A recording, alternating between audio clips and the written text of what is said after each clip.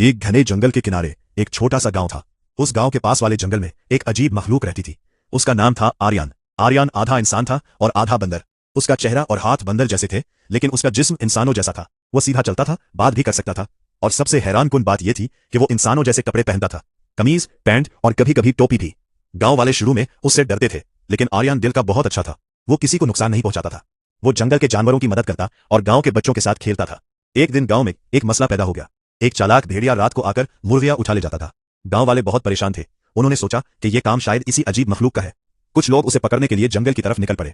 जब आर्यन को यह बात मालूम हुई तो वो सीधा गांव आया। उसने साफ सुथरे कपड़े पहने हुए थे और हाथ में एक लकड़ी की लाठी थी। उसने गांव वालों से कहा, मैं बेकसूर हूं, लेकिन मैं आपकी मदद जरूर करूंगा। रात को आर्यन दरख्त पर चढ़कर बैठ गया। उसकी बंदर जैसी फिरती और इंसान जैसी अक्ल दोनों काम आई। जैसे ही भेड़िया आया, आर्यन दरख्त से छलांग लगाकर उसके सामने आ खड़ा हुआ। उसने जोर से ललकारा और अपनी लाठी जमीन पर मारी।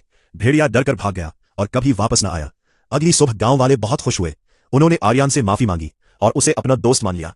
अब वो गांव और जंगल के दरमियान एक पल बन गया था, जानवरों और इंसानों के दरमियान मोहब्बत की अलामत।